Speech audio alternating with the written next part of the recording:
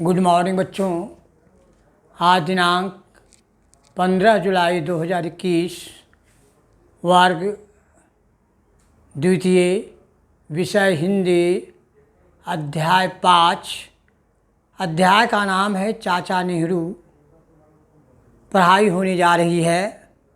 आप सबसे पहले इस ब्लैक बोर्ड से शब्दार्थ को लिख लीजिए और इस शब्दार्थ को लिखकर याद करना अति आवश्यक है। चाचा नेहरू के बारे में आपको पढ़ाई होने जा रही है। आप लोग घर पर प्रतिदिन किताब का रीडिंग दीजिए, रीडिंग ज़रूर दीजिए। यदि रीडिंग देते हैं तो किताब पढ़ने के लिए आएगा। और आज हम एक सच्चे देशभक्त चाचा नेहरू की कहानी, चाचा नेहरू के बारे में आप लोगों को बतलाने जा रहे हैं।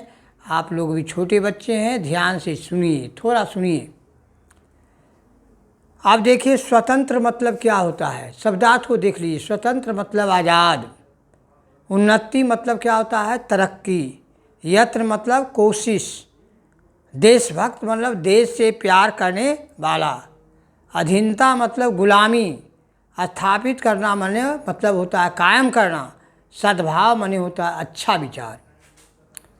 चाचा नेहरू की कहानी आप लोग को हम पढ़ाने जा रहे हैं। आप लोग 14 नवंबर को बाल दिवस के रूप में आप लोग विद्यालय में भी मनाते थे बाल दिवस। आप लोग को मालूम होना चाहिए कि चाचा नेहरू का पूरा नाम क्या था। चाचा नेहरू का पूरा नाम था जवाहरलाल नेहरू। वे स्वतंत्र भारत के सबसे प्रथम प्रधानमंत्री थे। चाचा नेहरू का जन्म जो है बच्चों 14 नवंबर 1889 ईस्वी को इलाहाबाद के आनंद भवन में हुआ था। इनका जन्मदिन प्रतिवर्ष बाल दिवस के रूप में मनाया जाता है, याद रखिएगा। प्रतिवर्ष जो है 14 नवंबर को बाल दिवस के रूप में मनाया जाता है। आप लोग विद्यालय में रहें, वहाँ पढ़ाई किए, वहाँ भी बाल दिवस 14 नवंबर को मनाया गया था। तो चाचा नेहरू जी का ये बारे में बताते हैं कि चाचा नेहरू पंडित मोतीलाल नेहरू के कौन थे, सुपुत्र थे। यानी पंडित मोतीलाल नेहरू सुपुत्र थे। किनके? चाचा नेहरू जो है पंडित मोतीलाल नेहरू के सुपुत्र थे, यानी बेटे थे। देश की स्वतंत्रता की लड़ाई में जवाहरलाल नेहरू कई बार जेल गए और अनेक कष्ट को भोगे, अनेक संघर्ष किए। उनका सारा जीवन जो है संघर्षमय बीता। 15 अगस्त 1947 ईस्वी को हमारा देश जो है अंग्रेज़ों की अधीनता से स्वतंत्र हुआ। हमारा देश आज़ाद कब हुआ? 15 अगस्त 1947 को। इसके पहले हमारा देश गुलाम था। अंग्रेज ही हमारे देश में शासन करते थे, नियम कानून बनाते थे, है ना। तब से लेकर अपनी मृत्यु काल 27 मई 1964 ईस्वी तक ये हमारे देश के प्रथम प्रधानमंत्री रहे। कोई प्रश्न पूछेंगे कि बताइए स्वतंत्र भारत के प्रथम प्रधानमंत्री कौन थे, तो आप बोलिएगा पंडित जवाहरलाल नेहरू थे, है ना। स्वतंत्र भारत के प्रथम प्रधानमंत्री पंडित जवाहरलाल नेहरू। और स्वतंत्र भारत के प्रथम राष्ट्रपति कौन थे, तो डॉक्टर राजेंद्र प्रसाद थे, याद रखिएगा। इस प्रकार से 15 अगस्त 1947 ईस्वी को लाल किले पर पहली बार तिरंगा झंडा फहराने वाले कौन थे? पंडित जवाहरलाल नेहरू थे।